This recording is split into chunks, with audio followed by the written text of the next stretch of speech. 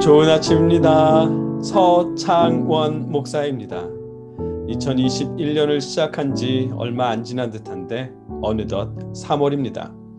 이제 곧 쌓인 눈도 녹고 꽃이 피는 봄이 올 터인데 여러분 마음에 굳어있던 모든 아픔들도 주님으로 인해 녹아지고 치유되길 축복합니다.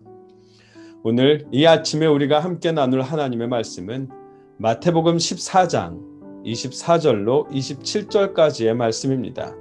제가 읽어드리겠습니다. 배가 이미 육지에서 술이나 떠나서 바람이 거스름으로 물결로 말미암아 고난을 당하더라.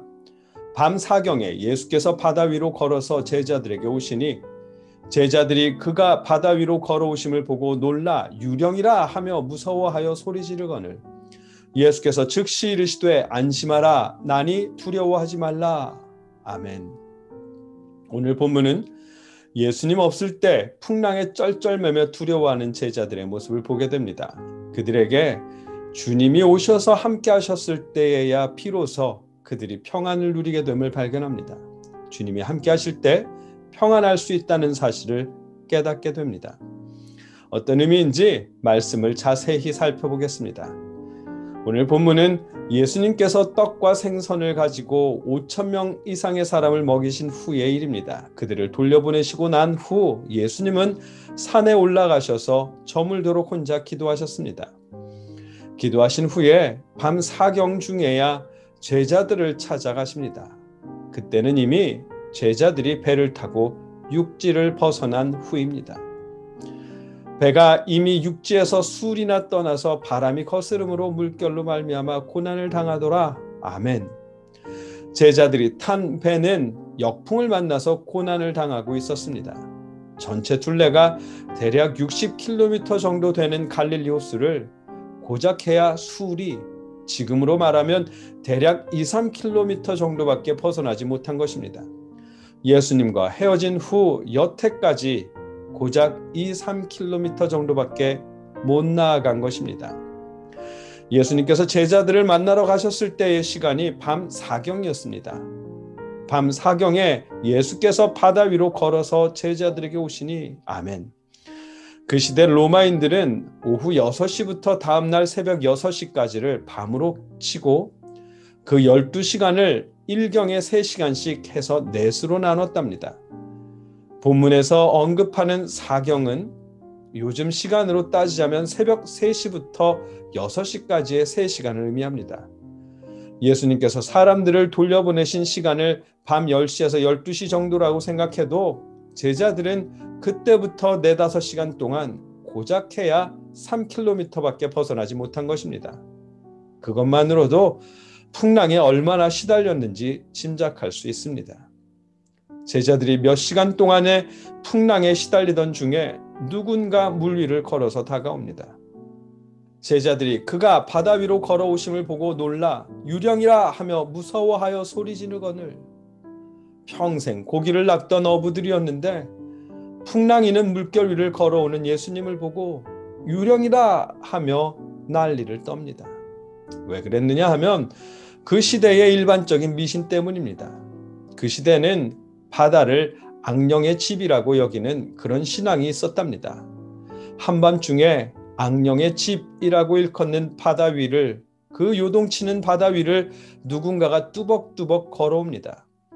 요동치는 악령의 집을 걸어오는 이는 악령 말고 없을 것입니다. 바다에서 익숙한 제자들에게는 예수님을 향한 믿음보다 바다를 악령의 집이라고 여기는 미신이 더 컸습니다. 예수님조차 유령으로 보일 뿐입니다. 두려워하는 제자들에게 예수께서 즉시 이르시되 안심하라 나니 두려워하지 말라 하십니다. 그제야 제자들은 안심합니다. 아직 풍랑은 일고 있지만 주님이 오셔서 안심하라 말씀하셨을 때 비로소 제자들은 평안을 느낍니다. 다시 한번 말씀드리면 두려움에 떨고 있는 제자들에게 주님이 오셔서 안심하라 나니 두려워하지 말라 하셨을 때에야 그들은 평안을 맞이했습니다. 지금 이 배에 모여있는 이들은 모두가 예수님의 제자입니다. 조금 전에 빵 5덩이와 물고기 2마리만 가지고 5,000명을 먹이는 그런 놀라운 기적을 경험했습니다. 그 이전에도 수많은 병자를 고치는 놀라운 이적도 경험했습니다. 그러나 주님이 없는 배에서 풍랑을 만났을 때에는 주님과 겪었던 그 모든 기적은 아무 소용없었습니다. 풍랑의 경험이 지금 처음도 아닙니다. 마태복음 8장에서도 비슷한 경험이 있었습니다. 예수님이 배에서 주무실 때 풍랑이 일었고 제자들은 두려워서 예수님을 깨웠습니다. 예수님은 믿음이 적은 자들아 라고 꾸짖으시며 풍랑을 잔잔케 하셨던 일이 있습니다. 그러나 그 경험 또한 새롭게 맞이하는 풍랑 앞에서는 아무 의미가 없었습니다. 지금은 주님이 함께 하시지 않기 때문입니다. 그들이 바다 위에서 전문가라 해도 마찬가지입니다. 이미 익숙해져 있는 바다에 대한 미신과 두려움은 예수님조차 유령으로 착각하도록 만들 뿐이었습니다. 그들이 두려움에서 벗어나 평안하게 될 때는 예수님이 오셔서 안심하라, 나니 두려워하지 말라 라고 말씀하시고 함께 하셨을 때뿐이었습니다. 오늘 본문이 우리에게 보여주시는 것입니다. 이런 일은 우리의 믿음 생활 속에서도 마찬가지입니다. 다른 사람의 간증을 통해 마음을 다잡아왔자 일주일도 못 갑니다. 부흥집회에서 크게 소리치며 찬양하고 수련회에 가서 뜨겁게 기도해도 그 기간 동안만 속 시원할 뿐입니다. 다시 현실로 돌아오면 수련회 가기 전과 똑같아집니다. 누구나 그러합니다. 오늘 본문 속 제자들도 마찬가지였습니다.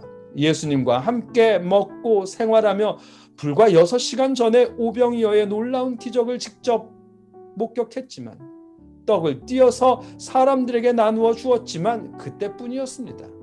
풍랑 앞에서는 믿음이 아닌 미신에 사로잡혀 예수님조차 유령으로 착각할 정도였습니다. 예수님이 오셔서 안심하라, 나니 두려워하지 말라 라고 말씀하셨을 때 비로소 평안해졌습니다. 주님이 여러분을 찾아가셔서 안심하라, 위로하시길 축복합니다. 여러분이 주님을 붙잡고 있으려고 기를 쓰지 마십시오.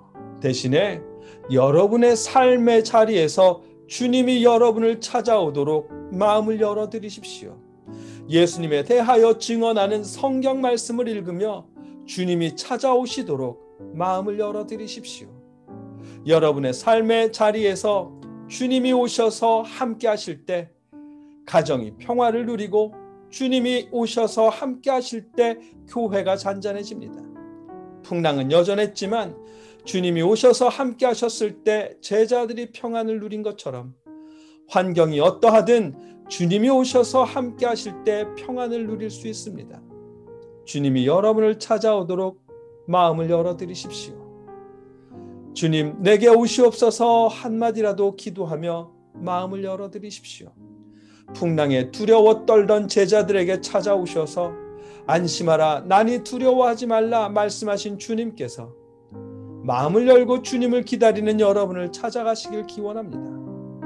어려움 속에 힘겨워하는 여러분에게 찾아가셔서 안심하라 말씀하시고 평안을 더하시길 주님의 이름으로 축복합니다.